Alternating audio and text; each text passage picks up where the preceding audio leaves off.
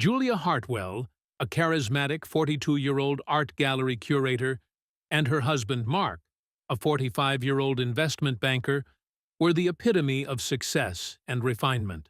Their sprawling five-bedroom home with its manicured lawns and luxury vehicles in the driveway was the envy of their neighbors. For 15 years, the Hartwells had been pillars of their community. They hosted lavish parties, donated generously to local charities, and were active members of the country club. Their two children, Penelope and Atticus, excelled in their private school and extracurricular activities. To the outside world, the Hartwells appeared to be living the American dream. But beneath the veneer of perfection, a storm was brewing. In the spring of 2023, the facade began to crumble, revealing a tale of betrayal, illness, and revenge that would shock the community to its core. What followed was a series of events that would leave their friends, family, and neighbors questioning everything they thought they knew about the Hartwells. Julia and Mark's love story began in the fall of 2003 at Northwestern University. Julia, a junior studying art history, first spotted Mark, a senior majoring in finance, at a campus art exhibition. Her eyes sparkled with passion as she explained the nuances of a particularly striking abstract piece to a group of rapt listeners. Intrigued by her intelligence and beauty, Mark approached her after the crowd dispersed. He introduced himself, fumbling slightly over his words. Julia was charmed by his genuine interest in her work and his quick wit. They spent hours talking that night, losing track of time as they discovered their shared love of travel, fine cuisine, and classic literature. Their courtship was a whirlwind of romantic gestures and intellectual discussions. Mark wooed Julia with surprise picnics in the university's botanical gardens, late-night study sessions that turned into deep conversations about their hopes and dreams, and weekend trips to explore the vibrant art scene. After graduation, Mark landed a coveted position at a prestigious investment firm, while Julia pursued her master's degree in art curation. Despite their busy schedules, their relationship flourished. They supported each other's ambitions, celebrating every milestone and comforting each other through setbacks. In the spring of 2008, Mark proposed to Julia atop the Willis Tower at sunset. He had arranged for a private dinner in the sky deck, surrounded by the twinkling lights of the city they both loved. Julia, overwhelmed with emotion, said yes, without hesitation. Their wedding, held the following year at the Botanic Garden, was a lavish affair that blended Mark's taste for luxury with Julia's artistic flair. Friends and family gathered for their union, many commenting on how perfectly matched the couple seemed. The early years of their marriage were filled with joy and ambition. They worked hard, saving money and building their careers. Mark climbed the corporate ladder with determination, while Julia made a name for herself in the competitive art world. In 2011, they welcomed their daughter, Penelope, followed 2 years later by their son, Atticus.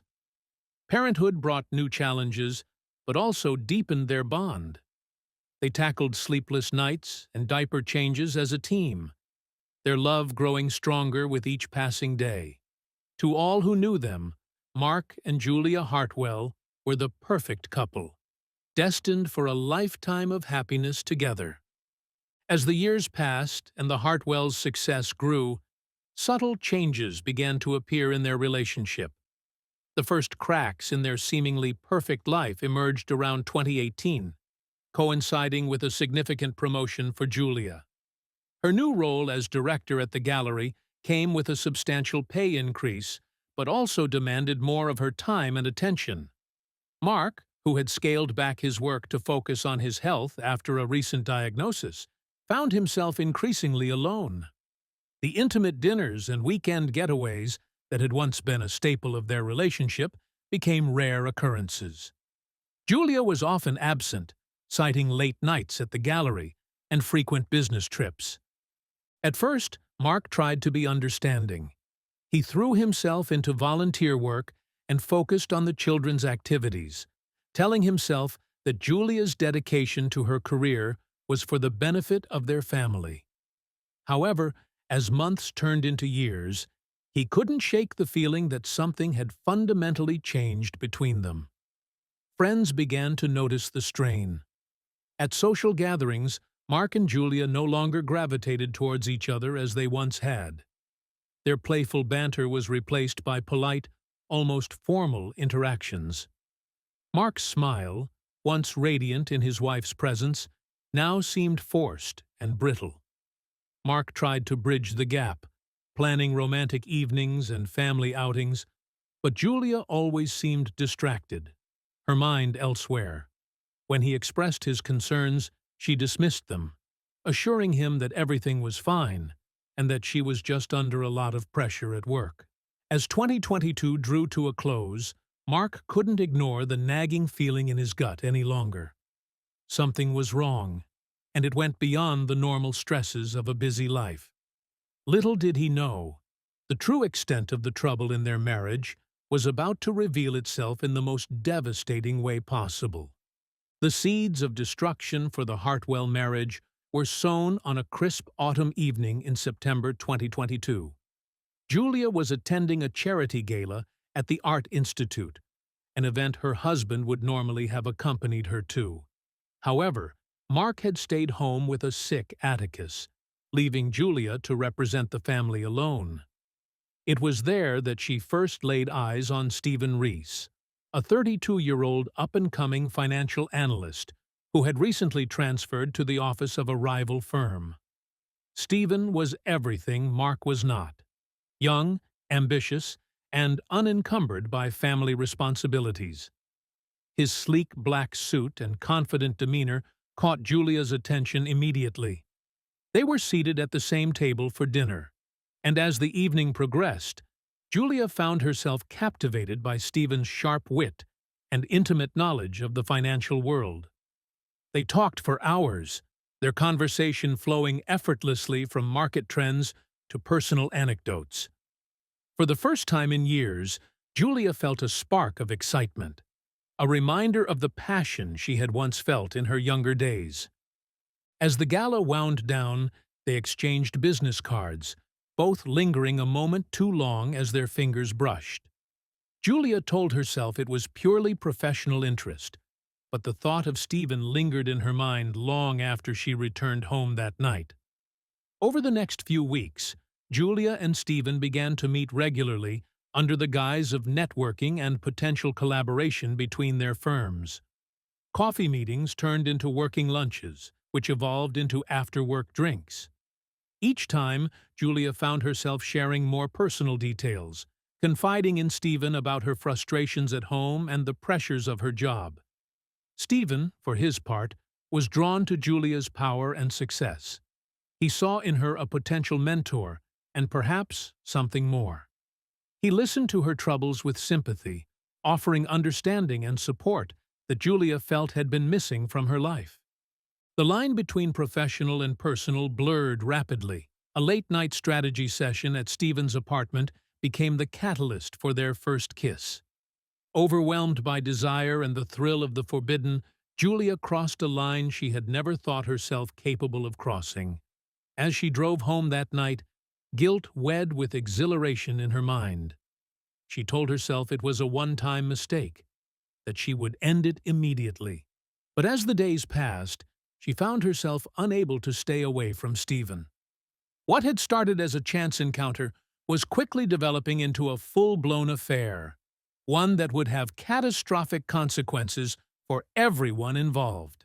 In January 2023, while Julia was deepening her involvement with Stephen, Mark received news that would shake the very foundation of his world. What he had initially dismissed as fatigue and stress-related symptoms turned out to be something far more sinister. After a series of tests and a biopsy, Mark was diagnosed with stage 3 lymphoma. The day he received the diagnosis, Mark sat alone in the sterile exam room, his mind reeling as the oncologist gently explained the treatment plan. He felt numb, barely registering the doctor's words about chemotherapy, radiation, and survival rates. In that moment, all he wanted was his wife by his side. But Julia was unreachable, her phone going straight to voicemail. When she finally broke the news to Julia that evening, her reaction was a mixture of shock and what Mark perceived as detachment. She held him as he cried, murmuring words of comfort, but he couldn't shake the feeling that her mind was elsewhere. He attributed her distance to the stress of processing the diagnosis, never suspecting the true reason for her distraction. The following weeks were a whirlwind of appointments and decisions. Mark threw himself into researching treatment options and support groups, determined to face his battle with courage. Julia accompanied him to doctor's visits and helped arrange for additional help with the children. But there was a palpable tension between them. Internally, Julia was racked with guilt. The timing of Mark's illness couldn't have been worse, coming just as her affair with Stephen was intensifying. She found herself torn between her duty to her husband and her growing feelings for her lover. The stress of maintaining her double life while supporting Mark through his illness began to take its toll. As Mark prepared to begin his first round of chemotherapy, he reached out to Julia for emotional support, hoping to reconnect with his wife in the face of this life-altering challenge. But the woman he had once considered his rock now seemed distant and unreachable. Little did he know, the worst of her betrayal was yet to come. As winter melted into spring, Julia Hartwell found herself living two entirely separate lives. By day, she was the supportive wife, accompanying Mark to chemotherapy sessions, managing the household, and maintaining a facade of normalcy for their children. By night, she was Stephen's passionate lover, escaping into a world of excitement and freedom from the burdens of her family life. The guilt of her infidelity, compounded by Mark's illness, ate away at Julia. She threw herself into her work with renewed vigor, using it as an excuse to create distance from both men. Late nights at the gallery became her refuge, a neutral space where she could avoid confronting the reality of her choices. Mark, weakened by his treatments and focused on his recovery, initially attributed Julia's absences to the demands of her job and the stress of his illness. He leaned heavily on his sister, Imogen, and a close-knit group of friends who rallied around him during this difficult time. They provided the emotional support that seemed to be lacking from his wife, though none of them dared to voice their concerns about Julia's behavior. Meanwhile, Stephen grew increasingly impatient with the limitations of their relationship. He pressed Julia for more of her time and attention, hinting at a future together. Julia, unable to fully commit, but unwilling to let him go, placated him with promises of a vacation together once things settled down at home. As Mark's treatment progressed, the strain began to show on the entire family. Penelope, now 12, became withdrawn and sullen, struggling to cope with her father's illness and her mother's constant absences. 9-year-old Atticus developed anxiety, clinging to Mark and dissolving into tears at the slightest provocation. The once happy home became a place of tension and unspoken resentments. Friends and neighbors began to notice the change in the Hartwell family dynamic. Whispers circulated at school pickups and neighborhood barbecues. Some speculated about the toll of Mark's illness, while others wondered if there was trouble in the marriage. Julia's colleague, Dominic, had seen her with Stephen at a restaurant across town, but kept his suspicions to himself, unwilling to add to the family troubles. As summer approached, Julia found herself walking an increasingly precarious tightrope. Her performances at work, at home, and with Stephen were beginning to slip. She was irritable, distracted, and prone to mood swings. Mark, despite his weakened state, sensed that something was deeply wrong but lacked the energy to confront her directly. The breaking point was approaching, and it would come in a way that none of them could have anticipated. As Julia planned her getaway with Stephen, she had no idea that her carefully constructed house of cards was about to come crashing down around her. In July 2023, as a heat wave blanketed the area in sweltering temperatures, Julia made a decision that would irreversibly alter the course of her life and the lives of those around her. With Mark's chemotherapy scheduled to continue throughout the summer, Julia announced that she needed to take a business trip to close an important deal in the Cayman Islands. Mark, pale and exhausted from his most recent round of treatment, nodded weakly at the news. He was too drained to question the timing or the necessity of the trip, simply asking her to call regularly to check on him and the children. Julia felt a pang of guilt as she looked at her husband, but the guilt wasn't enough to deter her from her plans. In reality, there was no business deal. Julia had arranged a week-long romantic getaway with Stephen, using her connections to book a luxurious private villa on a secluded beach. As she packed her bags, hiding gifts for Stephen among her clothes, she rationalized her actions. She told herself that she deserved this break, that the stress of the past months entitled her to some happiness. The moment Julia and Stephen arrived at their tropical paradise, they threw caution to the wind. They spent their days lounging on the beach, sipping cocktails, and indulging in expensive meals. Their nights were filled with passion, both of them reveling in the freedom to be together openly. Julia pushed thoughts of Mark and her children to the back of her mind, fully immersing herself in the fantasy of a life with Stephen. Back at home, Mark's condition took a turn for the worse. The side effects of his latest treatment hit him hard, leaving him bedridden and feverish. Imogen moved in temporarily to help with the children and Mark's care, growing increasingly frustrated with her sister-in-law's absence. She tried repeatedly to reach Julia, but her phone went unanswered. It was Penelope who unwittingly set in motion the events that would expose Julia's betrayal. Worried about her father and angry at her mother's absence, she decided to use the emergency credit card Julia had given her to order flowers for Mark. When the card was declined, she called the customer service number, posing as Julia to inquire about recent transactions. The customer service representative, fooled by Penelope's act, revealed a list of charges from the Cayman Islands: luxury restaurants, high-end boutiques, and a jewelry store. Penelope, confused and upset, shared this information with her Aunt Imogen. Imogen, her suspicions finally confirmed, decided it was time to take action. She hired a private investigator who quickly uncovered the truth about Julia's business trip and her ongoing affair with Stephen. Armed with this information and evidence, Imogen sat down with Mark to reveal the extent of his wife's betrayal. With gentle words but unflinching honesty, she shared the evidence gathered by the private investigator. Photos of Julia and Stephen together in the Cayman Islands, records of extravagant purchases, and time-stamped footage of them entering and leaving their villa. Mark listened in stunned silence, his fingers clutching the arm of his chair so tightly that his knuckles turned white.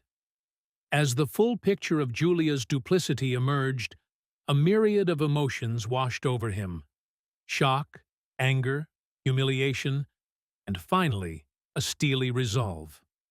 When Imogen finished speaking, Mark remained quiet for a long moment. Then, with a voice steadier than he felt, he asked, "What do we do now?" Imogen, relieved that her brother's response wasn't one of despair, replied, "Whatever you want to do, I'm here for you, no matter what." It was at that moment, with his sister's unwavering support and the harsh truth laid bare before him, that Mark began to formulate his plan for revenge. He would not let cancer or his wife's betrayal define him. Instead, he would take control of his narrative and secure his future on his own terms. As Mark absorbed the crushing reality of Julia's infidelity, a transformation took place within him. The initial shock and heartbreak quickly gave way to a cold, calculated anger. Despite his weakened physical state, Mark's mind sharpened with purpose. He realized that while cancer had threatened to take his life, Julia had chosen to destroy their marriage. In the quiet hours of the night, as his children slept and Imogen kept vigil, Mark began to formulate his plan. He would not be a victim, not of cancer, and certainly not of his wife's betrayal. With a clarity he hadn't felt in months, Mark decided to take control of his future, starting with the financial security Julia had so carelessly jeopardized. The next morning, Mark contacted Ezra Cruz, a shrewd divorce attorney known for his ruthless approach to high-profile cases. In a private consultation, Ezra laid out Mark's options, explaining that given the circumstances, he had a strong case for an advantageous settlement. However, Mark had other ideas. With Ezra's reluctant guidance and Imogen's unwavering support, Mark set his plan in motion. He began by meticulously documenting Julia's affair and her abandonment during his illness. Next, he reached out to his old contacts in the financial world, discreetly inquiring about quick private sales for several valuable pieces in their collection. The most crucial and risky part of his plan involved their joint assets.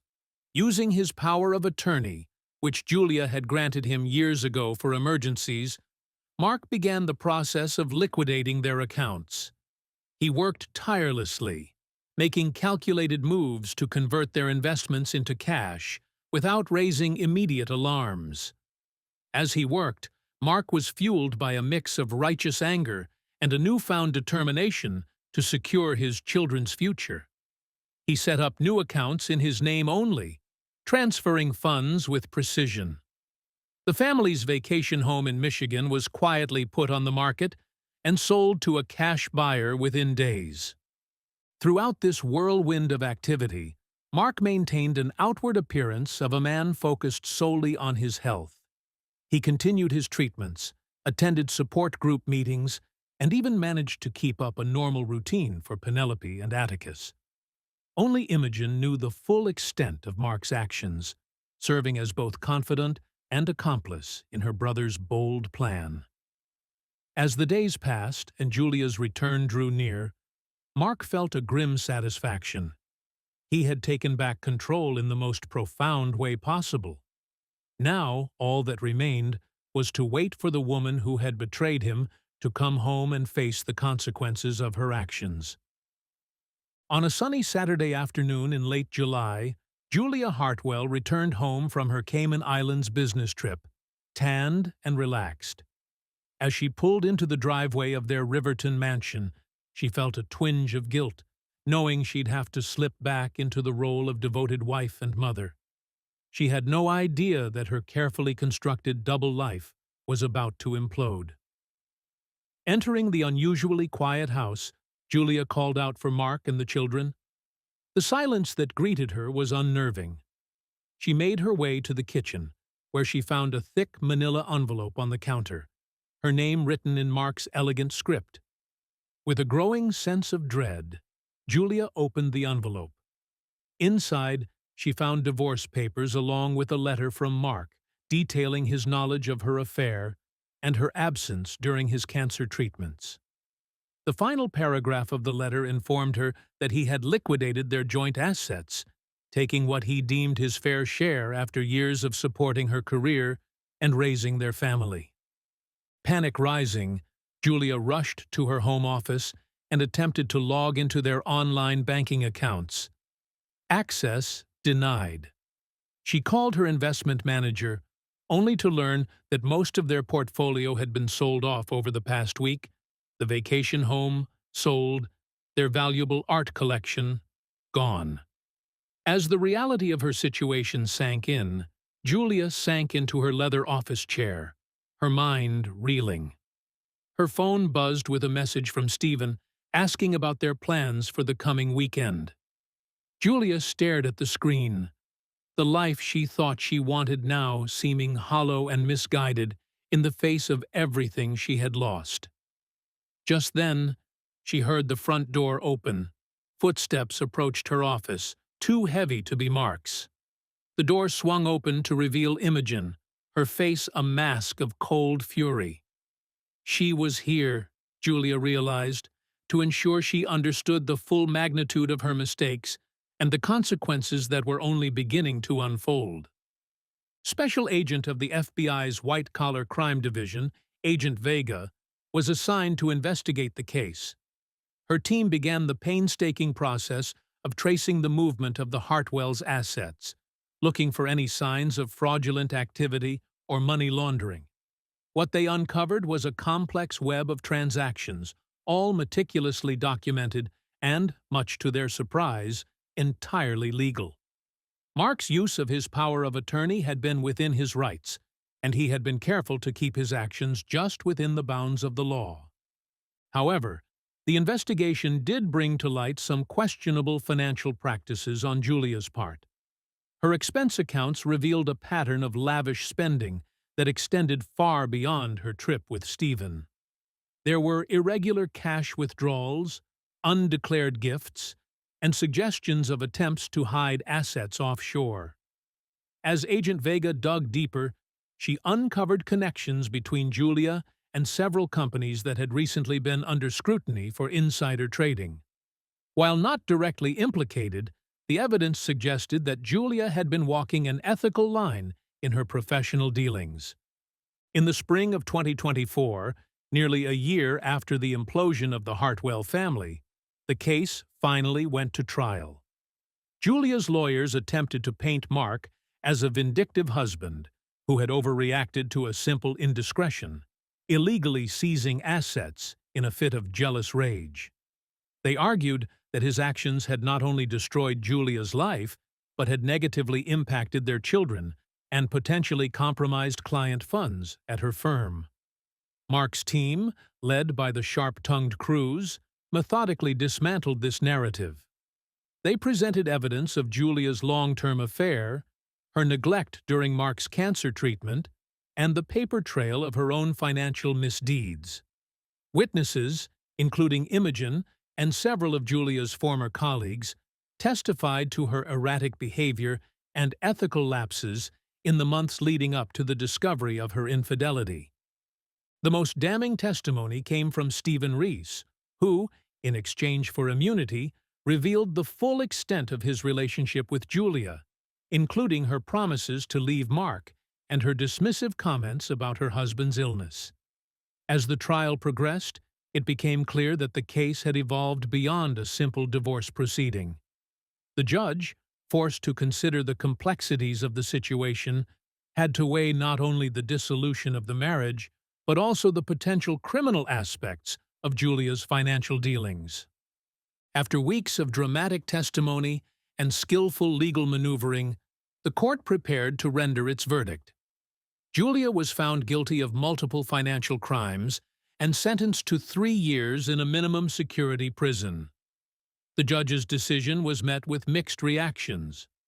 Some felt the sentence was too lenient, considering the depth of her betrayal and the impact on her family. Others believed it was a fair outcome, recognizing the mitigating factors of Mark's illness and the emotional strain on Julia. Mark, though physically weakened by his ongoing battle with cancer, felt a sense of closure as he watched Julia being led away in handcuffs. He knew that the road ahead would be challenging, but he was determined to rebuild his life for the sake of his children. With Imogen by his side, he began the slow process of healing, finding solace in the support of his family and friends. Penelope and Atticus, though deeply affected by the turmoil, showed remarkable resilience. With the help of a therapist, they started to come to terms with their mother's actions and the changes in their family dynamic.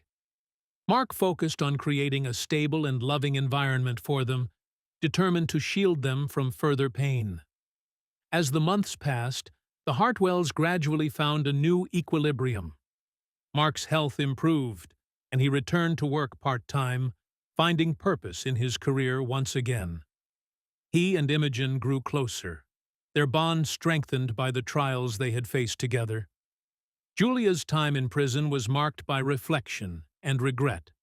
She enrolled in therapy and educational programs, hoping to rebuild her life and earn her children's forgiveness upon her release. The road to redemption would be long and difficult, but Julia was committed to making amends for her mistakes.